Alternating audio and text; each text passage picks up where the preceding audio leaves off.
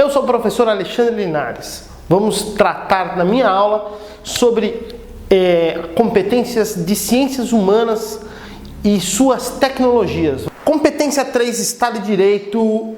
Vamos começar pelo ponto de partida para entender o Estado. Aonde ele surge, seu começo, sua origem. Ele nem sempre existiu. Isso é importante para entender a própria natureza do Estado. Ele é um produto da atividade humana. Ele é resultado da relação da humanidade no seu processo de desenvolvimento histórico, que ao se relacionar coletivamente, constituiu a necessidade de estabelecer regras de funcionamento. Mas, antes de chegar no próprio Estado, no nascimento dessa instituição, nós vamos tentar entender como vivia a sociedade antes do Estado. Ele nem sempre existiu porque durante a maior parte da história humana, o Estado não houve uma instituição que cumprisse o papel do Estado. Nós podemos chegar nesse momento, para entender esse momento, nós precisaríamos entender um pouquinho da linha histórica do desenvolvimento humano. Usando a tradicional linha do tempo, que ainda que nós possamos questionar aspectos dela, afinal de contas, quem disse que a história começa em 4.000 a.C., ou, como eu gosto de usar, 4.000 antes da nossa era? Afinal de contas, nem todos são cristãos, nem todos são obrigados a utilizar o pressuposto de marcação de tempo, né? Antes de Cristo e depois de Cristo. Mas vamos usar a nossa linha do tempo aqui para tentar entender esse trabalho, esse aspecto do desenvolvimento da história humana. A primeira coisa é entender que a história no seu desenvolvimento tem dois momentos tradicionais de divisão. Essa divisão é a divisão que separa a história antes da escrita e a história depois da escrita. Antes da escrita, nós temos, no desenvolvimento do tempo, uma noção chamada pré-história. A pré-história, por sua vez, é dividida em alguns momentos. Depois da invenção da escrita, que aconteceu na Suméria mais ou menos 4.000 anos, nós temos a Antiguidade, ou o início da história, né? A civilização, a Idade Antiga, o início das civilizações que se desenvolvem há mais ou menos 6.000 anos, nos últimos 6.000 anos, né? 4.000 anos antes de Cristo ou antes de nossa era. Durante todo o período da pré-história, o Estado não existiu. Essa afirmação que é importante para a gente entender que durante milhões de anos, e a pré-história nós precisamos ter noção que ela começa, segundo os principais pesquisadores, os antropólogos e arqueólogos, a história humana começa há mais ou menos 4,5 milhões de anos atrás, com o desenvolvimento de ancestrais do Homo sapiens, e essa caminhada histórica, nessa evolução histórica, né, do espécime humano, ele se dá num processo lento de aprendizado e de estabelecimento de relações sociais que se fundam fundamentalmente com a atividade humana diante da natureza, com o trabalho humano diante da natureza. Na divisão do tempo, nós temos na pré-história, nós temos dois grandes momentos, o Paleolítico e o Neolítico. Paleolítico, idade da pedra lascada; Neolítico, idade da pedra polida. Tradicionalmente se denomina o período de intersecção entre os dois momentos da história como Mesolítico, o período do meio, né, das idades da pedra. E o que nós sabemos é que no processo histórico do desenvolvimento da humanidade, os primeiros bandos, as primeiras comunidades primitivas, elas tinham características muito comuns.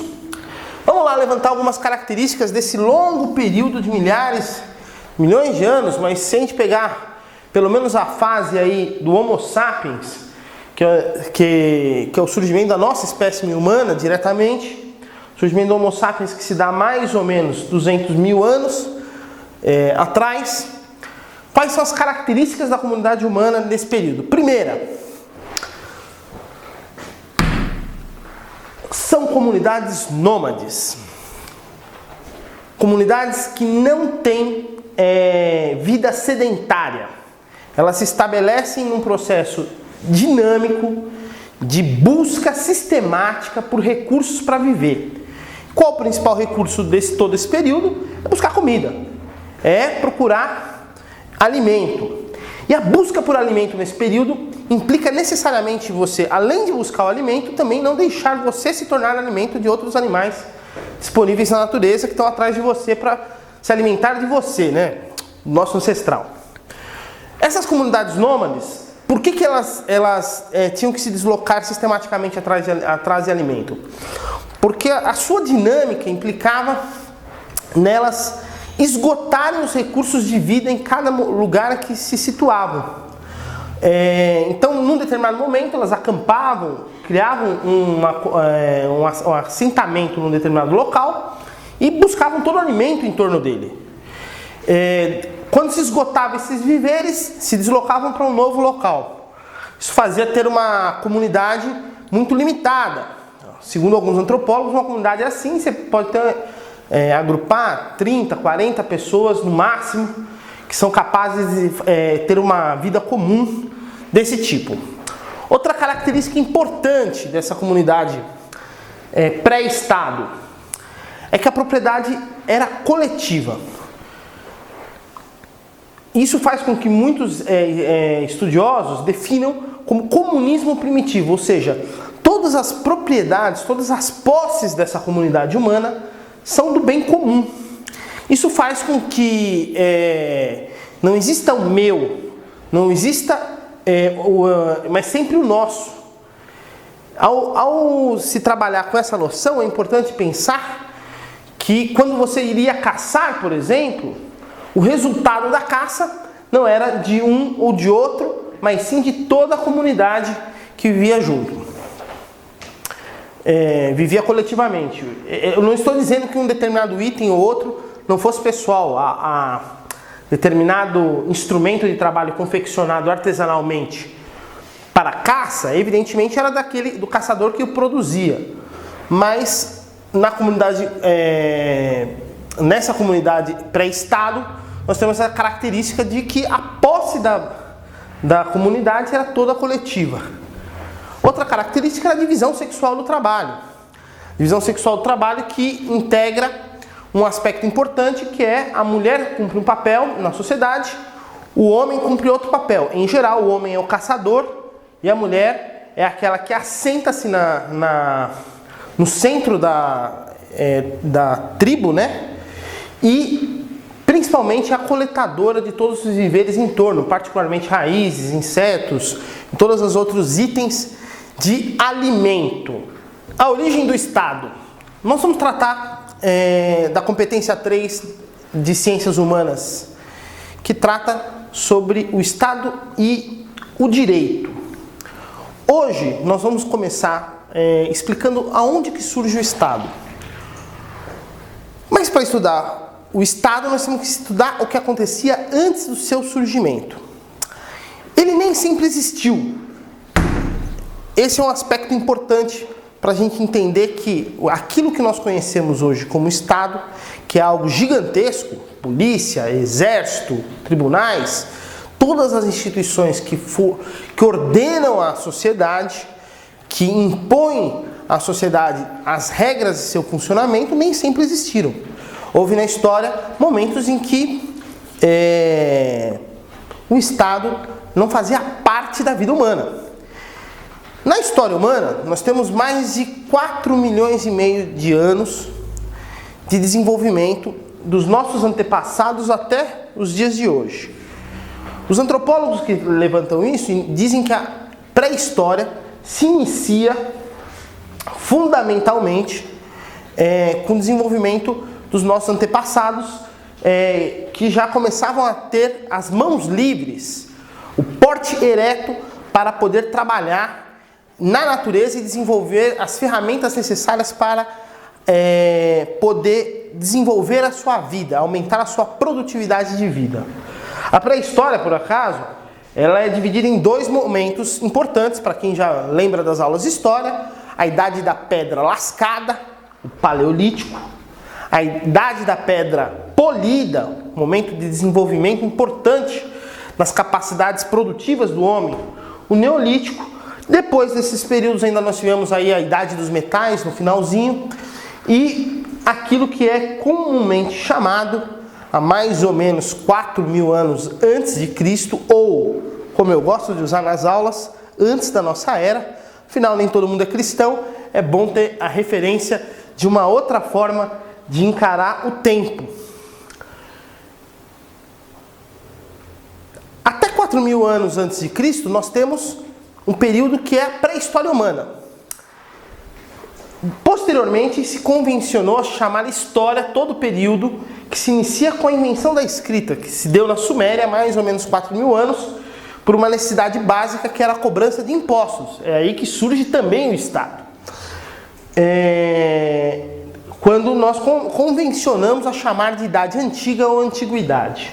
Mas antes de a gente entrar no Estado propriamente dito, na antiguidade, nós temos que falar das características de antes do Estado. Antes do Estado nós temos o quê? Uma comunidade tribal, nômade. Isso é um detalhe muito importante. A comunidade tribal nômade, ela não fixava habitação num lugar único. O seu modo de vida baseava-se na necessidade sistemática de migração. Isso vai explicar muita coisa. Em primeiro lugar, como os seres humanos que surgiram, nossos antepassados surgiram na África, conseguiram caminhar por todo o globo, por todo o planeta. Por uma razão básica, aquilo que move essencialmente as pessoas, particularmente nessa época, a vontade de comer. A busca por alimento fez essas comunidades humanas se deslocarem sistematicamente e se tornarem incapazes de fixar uma vida sedentária, porque o seu modo de alimentação baseado centralmente na caça e na coleta de alimento, ou seja, coletando frutos, raízes, insetos, ovos e caçando animais. Essas tribos que se deslocavam, que pintaram as paredes das cavernas, que deixaram marcas por inúmeros lugares do mundo, ainda visíveis. Aqui no Brasil, no Piauí, onde temos os principais registros de comunidades pré-históricas no Brasil, nós podemos visualizar esses vestígios do nosso passado, pré-Estado. Outra característica acentuada do período antes do Estado é a propriedade coletiva. Não havia noção de meu. A comunidade era como se fosse um único indivíduo, baseado na ideia de que tudo que se produzia era para nós, para o nosso, para o bem comum da comunidade. Ou seja, se eu fosse caçar um animal, esse animal não era para alimentar eu, não era para alimentar minha esposa ou coisa parecida. Era para alimentar toda a comunidade em que eu faço parte. Essa noção de propriedade coletiva, ou melhor, essa ausência de noção de meu, essa ausência de noção do privado, faz com que muitos denominem esse período como comunismo primitivo, aonde o trabalho social dessas tribos baseava-se essencialmente na busca pelo bem comum dessa comunidade. Outra característica importante era a divisão sexual do trabalho. Na tribo, a principal divisão que existia era entre entre as mulheres e homens. As mulheres que ficavam junto ao acampamento, ficavam baseados aonde a tribo constituía um acampamento e eram responsáveis fundamentalmente, além de muitos aspectos do trabalho artesanal, o aspecto de cuidar das crianças pequenas e principalmente da coleta de víveres em torno do acampamento, raízes, como eu já disse, frutos, todos esses aspectos, elas sediavam o poder dessa tribo, elas eram quem comandavam o funcionamento dessa comunidade. Ao homem cabia o principal papel de fornecer os nutrientes, fornecer a proteína animal, principalmente, através da caça. Ao homem, a caça era a principal tarefa. Outra característica importante é que no regimento do funcionamento da sociedade, você tem uma característica do matriarcado. O matriarcado está muito associado a um outro aspecto, era o tipo de família constituída no período, que era a família poliândrica. A família poliândrica é aquela família onde a mulher podia ter vários parceiros. Isso é uma característica importante para entender a própria noção de propriedade, na medida em que a mulher podia ter vários parceiros sexuais nos seus casamentos, ou seja, podia se casar com vários parceiros, vários homens.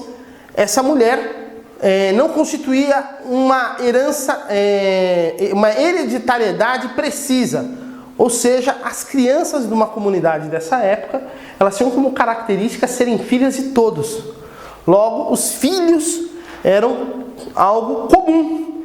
E isso fazia com que, nessa sociedade pré-estado, a noção de meu não fizesse sentido, na medida em que todo caçador era responsável permanente por alimentar todas as crianças da tribo, por exemplo. O matriarcado, outra característica dele particular, é porque as mulheres eram responsáveis não só pela origem da vida, por serem mães, né, como também pela própria educação. A única certeza que se tinha nessa época é que se tinha mãe. Isso é tão importante nesse período que todo o início da própria escultura está ligada ao culto das mulheres. As próprias Vênus, personagens das primeiras estátuas de culto, são as deusas da fertilidade, muitas vezes, são representadas na forma de mulheres esbeltas, formosas, e podem ser procuradas pela internet, as Vênus pré-históricas, as Vênus paleolíticas. Vocês poderão ver a própria imagem do período antes do Estado. Surge o Estado. Para entender o nascimento do Estado e do direito, nós temos que entender aquilo que levou à constituição do Estado. Como eu expliquei, o desenvolvimento humano precedeu o Estado, ou seja, a humanidade desenvolveu milhões de anos, ou no mínimo milhares de anos, centenas de milhares de anos, como já no período como Homo sapiens, o período de Estado. O que nós temos aqui? Nós temos os elementos básicos do surgimento do Estado. As primeiras características que mostram a transição da sociedade pré-histórica para o início das civilizações, para o início da sociedade baseada na constituição do Estado e do direito. Vamos tentar entender o porquê? Primeiro, houve uma revolução, a Revolução Agrícola. Ela mudou a forma de viver da humanidade. Se antes nossos antepassados tinham que correr atrás da comida, agora o homem dominava os meios de produzir o seu alimento, controlando os processos de produção daquilo que o sustenta, dos seus alimentos, principalmente dos cereais, entre outros tipos de cultura, além de ter desenvolvido a capacidade de domesticação dos animais, introduzindo os rebanhos, introduzindo a possibilidade de você criar animais para o consumo. A agricultura e a pecuária, nesse sentido, modificam a forma de viver do homem. Elas estabelecem um mecanismo que o ser humano deixa de ter que correr atrás da comida para passar a ser sedentário. Ele passa a fixar num lugar para produzir o seu alimento. Esse detalhe não é menos importante nessa modificação, porque agora existe um território definido onde o ser humano passa a viver. Nessa mudança radical das relações de vida do ser humano, há uma nova modificação. se introduz um processo com a produção agrícola que é a produção de excedente. O excedente se caracteriza como uma novidade para a humanidade, porque até então a tribo, antes da agricultura, só produzia, ou seja, só caçava aquilo que ela necessitava consumir. Não havia a presença do excedente produtivo nas populações pré-históricas, nas comunidades pré-históricas. O que passa a existir com a agricultura é que se produz mais do que se necessita. Ao se produzir mais do que necessita, você gera o espaço para trocas de escambo, para trocas de mercadorias produzidas, trocas dos produtos produzidos. Essas trocas desenvolvem o próprio conceito importante, fundamental, que nasce agora da propriedade privada. Agora, aqueles que produzem no seu pedaço de terra passam a ter nessa comunidade o seu produto, o seu material.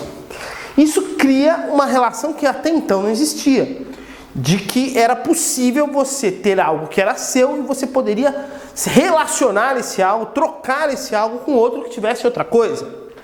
Evidentemente surge o que nós podemos dizer que é o início do comércio, né? Nesse mesmo período. A produção de excedente, as trocas que estabelecem isso. Outra característica importante é que as relações de família também se modificam. A família deixa de estar estruturada sobre a base da mãe e passa a ser estruturada sobre a base do pai.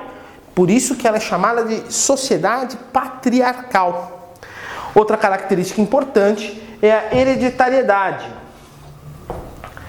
que está relacionada diretamente com a compreensão de como surgem os filhos. Os filhos agora são monopólio do pai, que estabelece o casamento monogâmico para as mulheres, que são obrigadas a ter um único homem como parceiro, na qual o homem controla a produção dos seus filhos e dessa forma controla o destino da sua propriedade. Ou seja, os seus bens produzidos por ele passam agora a ser dos filhos dele depois da morte dele. Isso é uma mudança nas relações de vida que vai estabelecer a necessidade de criação de regras, estabeleção de leis, de formas e mecanismos nas tradições diversas para entender o funcionamento desse novo mundo que surge com o Estado.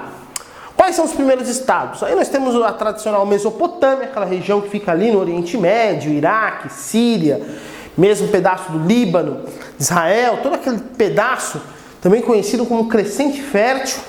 Mas aí temos o caso clássico do Egito, nação onde o Estado surge como exemplo de centralidade em torno de um rei, né, de um monarca, de um faraó.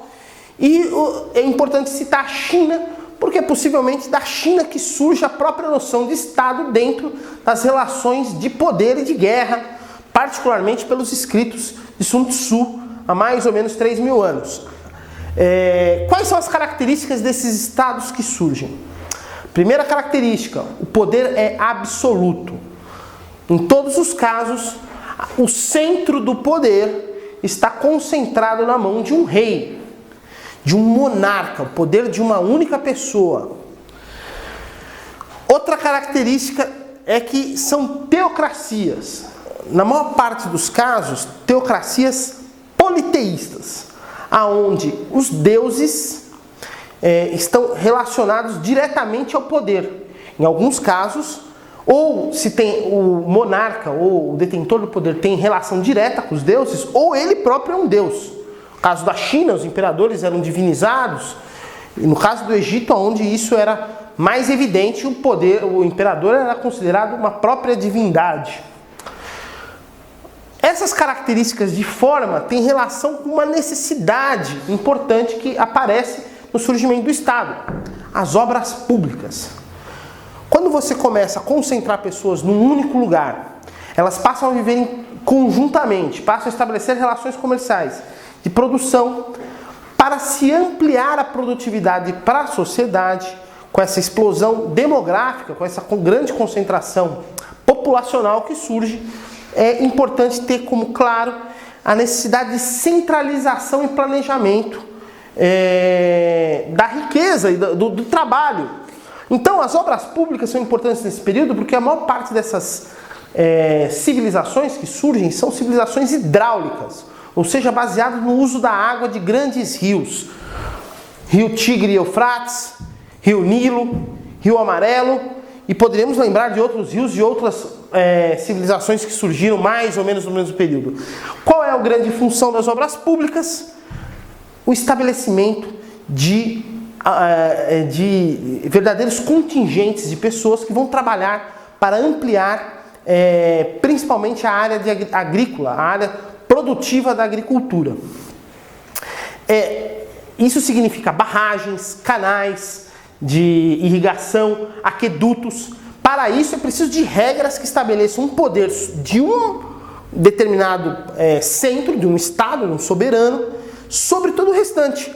Então é esse poder que permite a um faraó criar as grandes barragens que vão ampliar drasticamente a produção alimentar às margens do rio Nilo e dessa forma criar tanto excedente estocado que vai permitir aos faraós, por exemplo, deslocar mão de obra para poder fazer outras obras funerárias, como por exemplo as pirâmides. É nesse período que surge a noção de direito. O Código Hammurabi, em 1700 a.C., ou, como já expliquei, antes da nossa era,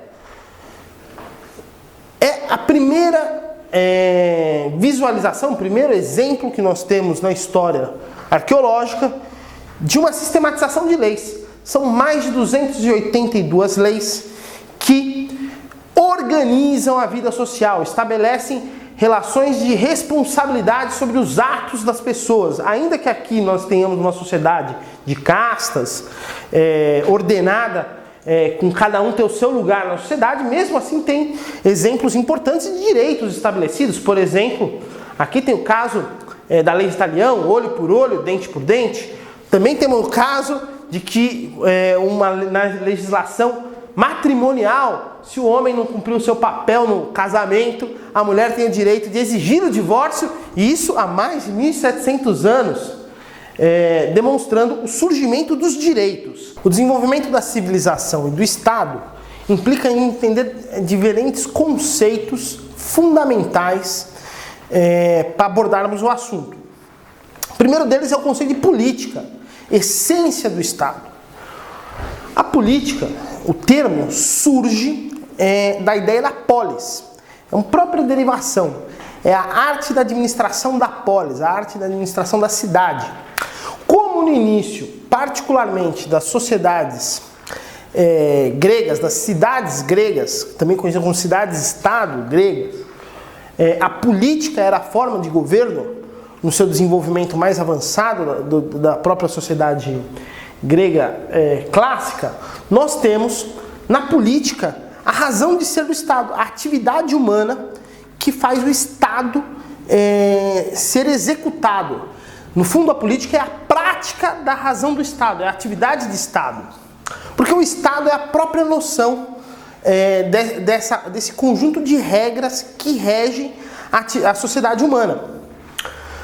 A política, por sua vez, determina e estabelece os mecanismos, as formas do direito, das regras que ordenam a sociedade. Posteriormente, autores já anos depois, como Jean-Jacques Rousseau, como John Locke, entre outros, vão estabelecer, Thomas Hobbes, a ideia do contrato social como uma atividade, ou seja, uma ideia de noção em que a gente vai criar entre a sociedade um contrato em que as pessoas concedem parte da sua soberania, parte dos seus direitos, para o Estado poder reger todos os direitos. Mas aqui, voltando à definição dos conceitos, o conceito de direito, que está ligado também ao conceito de o que você pode fazer e o que você não pode fazer dentro de uma sociedade, vai estar na base, inclusive, das definições morais. As religiões se fundem, se estabelecem definindo esses tipos de critérios. Vejamos só, os 10 mandamentos. Tradicionalmente, ele é um típico exemplo de como a religião estabelece noções jurídicas de direitos estabelecidos para organizar a sociedade. Não roubarás é uma forma de evitar a lei da selva entre uma determinada comunidade. Estabelecer regras de respeito, regras como não matarás, é uma definição da qual, se você matar, você vai ter que sofrer as consequências na sociedade. Esses direitos que você tem, que estão estabelecidos com seus próprios deveres, que eu já vou falar adiante, vão fundamentar o funcionamento desse Estado. Mas aí tem que entender a lógica do Estado. O Estado, então, ele é esse corpo em que a sociedade se organiza, se estabelece e define suas regras. Dentro do Estado, você vai ter, principalmente do Estado moderno, quer dizer, fundamentalmente do Estado moderno, você vai ter a lógica da cidadania. É verdade que a cidadania já existia na Grécia, mas na Grécia ela é uma cidadania baseada na ideia de que tem cidadania aquele que tem propriedades, aquele que é nascido num determinado lugar. Posteriormente, com a Revolução Francesa, com a Declaração dos Direitos do Homem e do Cidadão, nós vamos ter expansão desses direitos para todos, como direitos naturais, direitos que nascem com as pessoas. Nós vamos tratar disso ainda um pouco adiante. Mas o conceito de cidadania define aquele que faz a prática do direito e dos deveres dentro de um determinado Estado. É aquele que tem os direitos. Esses deveres, esses direitos consignados, inscritos dentro do Estado, podem ser escritos de diferentes formas. Pelo próprio funcionamento das leis religiosas, pelas leis civis, que independente da religião, obrigam as pessoas a estarem no mesmo marco da mesma legislação. Quem fez isso foram os persas, os primeiros a conceder a liberdade religiosa dentro do império com centenas de tribos. Era impossível eles homogeneizar uma única religião e estabeleceram regras que independessem das religiões, por exemplo. Outro aspecto é a necessidade de estabelecer um tipo de código constitucional. Como eu falei sobre o Código Hammurabi, um determinado número de leis que estabelece um marco que constitui aquele Estado. Modernamente, a gente chama de Carta Magna ou Carta Constitucional, aquele conjunto de leis que definem uma nação. Isso é uma definição moderna do papel de uma Constituição. A Constituição, no fundo, ela tem um papel vital de definir aquilo que os elementos pétreos, elementos sólidos que definem os direitos dentro de um Estado.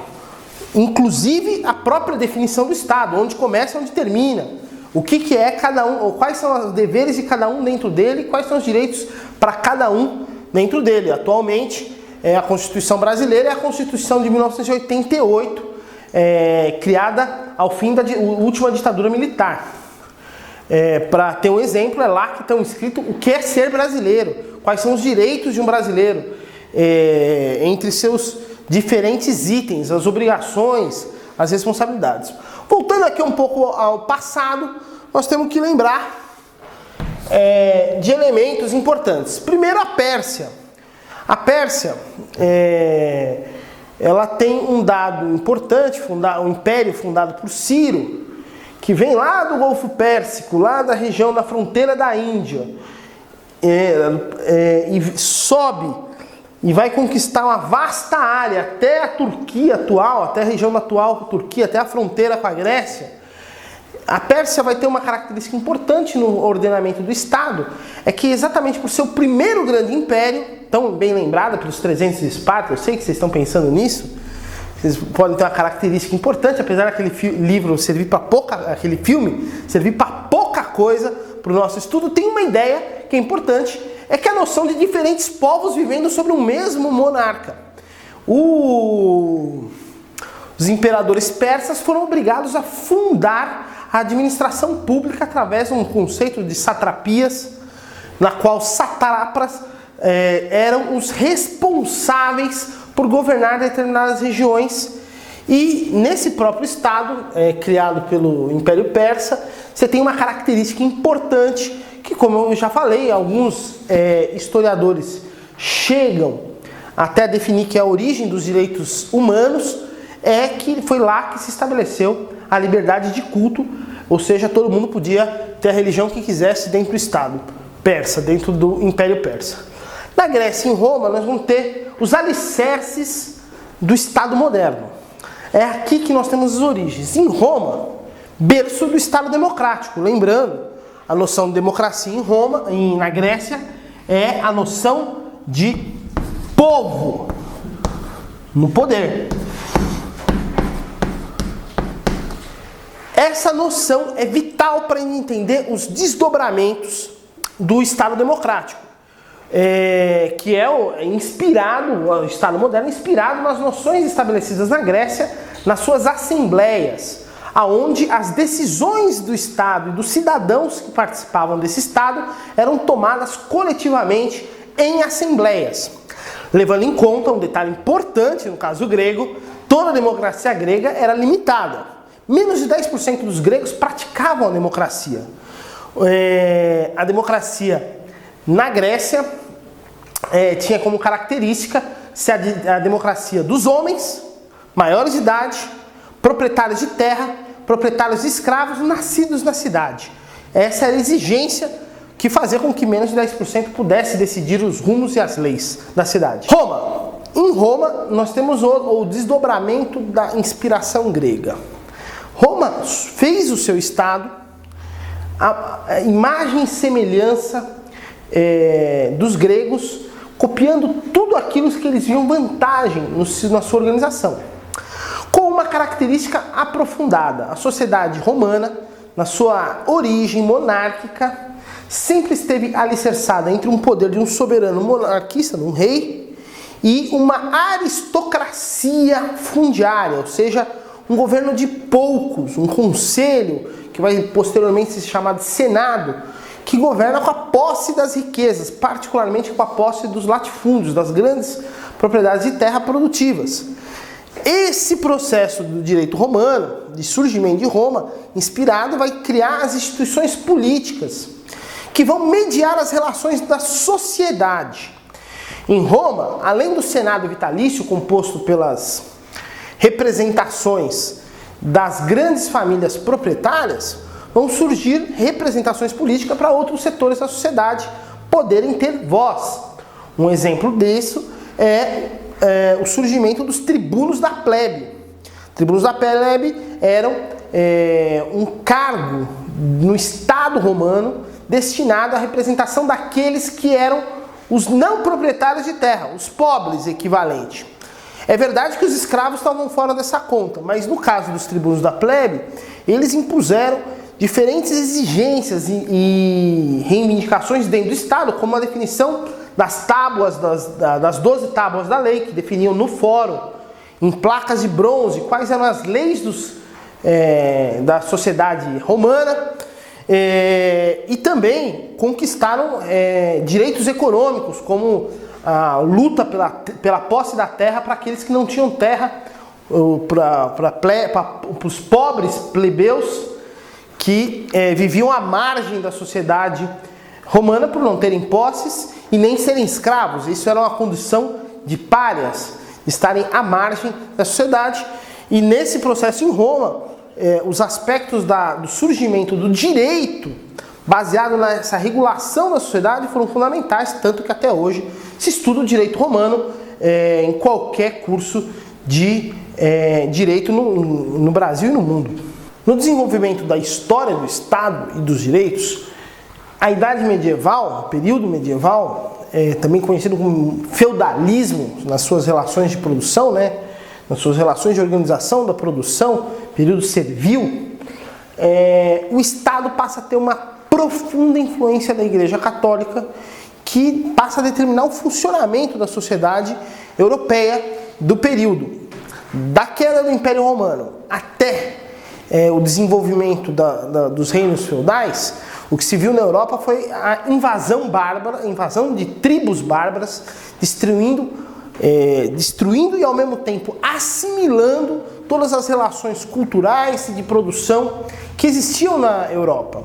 Os bárbaros que vinham principalmente da Ásia e do norte da Europa encontravam a civilização romana e passavam a, além de destruir parte daquilo que ela encontrava, mas também assimilando diferentes componentes. No surgimento da sociedade medieval, no Estado medieval, que é difícil até dizer Estado medieval, mas no conjunto da sociedade medieval constituída, nós podemos lembrar de um autor fundamental, Santo Agostinho, que vai formular a ideia de que o Estado é uma comunidade de homens unida pela igualdade de direitos e pela comunhão de interesses. Sendo que para esse Estado, o que se tem como exemplo é a Igreja, que é a representação da cidade de Deus, da cidade divina na Terra, e que é a representação própria da existência da justiça na definição das regras da sociedade. Esse detalhe é muito importante. Por quê? Porque nós temos um Estado agora estruturado sobre a base da religião, fundamentado sobre a base da religião, cujas regras são determinadas pela própria instituição religiosa, que por si só é herdeira do velho Estado romano, do velho Império Romano. Um dos critérios importantes para ter noção é que essa sociedade vai impor o direito divino. Ou seja, aqueles que governam a sociedade passam a governar por uma atribuição direta de que a Igreja diz que eles têm o direito, porque Deus quis que eles passem a ser governantes. Nesse sentido, é uma imposição de uma visão teocrática, de uma visão de que o rei passa a ter o direito sobre os povos, porque ele é ungido pelo direito divino, porque ele é banhado pelo direito divino, e que isso permite estabelecer as regras. Não se tem um cidadão frente a um Estado, você tem um súdito frente a um soberano, que é, por direito divino, aquele que determina as regras e o funcionamento da sociedade. É interessante pensar nisso, porque em todo desenho animado antigo que nós vemos, a figura do rei sempre tem tanto poder que é ele que tem que resolver tudo. É aquela fila na porta do castelo pedindo para ser recebido pelo rei para resolver alguma contenda, para resolver algum problema. Essa sociedade feudal, a sociedade medieval, ela também vai estar estruturada de uma forma estamental pelos interesses da Igreja. Olha só a pirâmide da sociedade medieval. No topo dela nós temos o rei, direito divino de ser quem é. Abaixo dele você tem o próprio clero, a estrutura da religião, e a nobreza, que determina as regras, da qual todos os demais estão subordinados. Quem são os demais? Fundamentalmente os servos. Você vai ter ainda outros segmentos menores, ainda vai persistir em alguns lugares a escravidão na Europa, mas também vai existir, para além da servidão, alguns tipos de trabalho livre, os trabalhos que ficam em geral nas vilas, os artesãos, que vão ter um papel particular. Mas prestem atenção num detalhe interessante. Quem disse que a sociedade deve ser assim? A Igreja, que passa a reger o funcionamento da sociedade, estabelecer a regra. Posteriormente, séculos depois, a própria Igreja vai estabelecer tribunais de inquisição para impor a todos aqueles que divergem dos seus fundamentos, divergem das suas regras, a pecha de herético, ou seja, daquele que está fora das regras da Igreja, logo deve ser queimado na fogueira. Essa sociedade determina que você é aonde você nasce. Se você nasce servo, servo vai ser. Se você nasce rei, ou melhor, nesse caso, príncipe, Rei você vai ser se tiver sorte de não ter um irmão mais velho, Senão você vai ter que, como em muitos casos da história, mandar seu irmão para baixo da terra. Esse é o exemplo de inúmeras histórias das monarquias europeias. E no meio do caminho, a nobreza, você vai ter que ser um nobre, da qual a sua função nessa sociedade vai ser compor esse corpo social que é a elite dessa sociedade, que fundamentalmente são os senhores de terra. São os senhores de terra, da qual o clero também vai ser uma parte importante. A sociedade medieval, do ponto de vista do desenvolvimento da sociedade, ela retrocedeu. Tem a ver com aspectos da própria decomposição do Império Romano, da qual os direitos que antes constituídos do Império Romano, as regras inspiradas nos modelos gregos, se perderam com a própria decadência do modo de produção escravista e de que era incapaz de sustentar a sociedade da qual eles viveram durante muito tempo. A igreja, durante o período medieval, passa a ser a formuladora da regra, a ideologia dominante, e determina aquilo que se pode e aquilo que não se pode. Tanto que o monopólio do direito à educação, de exercer a educação e as letras, vai estar submetido às igrejas. O que mais nós podemos tratar, encerrando essa primeira aula da competência 3? Nós podemos abordar o seguinte: nesse longo período da pré-história até a Idade Média, o que se desenvolveu é a noção do direito, a noção do Estado, da qual você estabelece um funcionamento da sociedade baseado em regras, e na quais os seus componentes vão exercer mais ou menos direitos, e que nos próximos momentos nós vamos entender como os movimentos sociais passam a exercer uma forte pressão para ordenar e organizar a sociedade segundo os interesses das suas respectivas parcelas.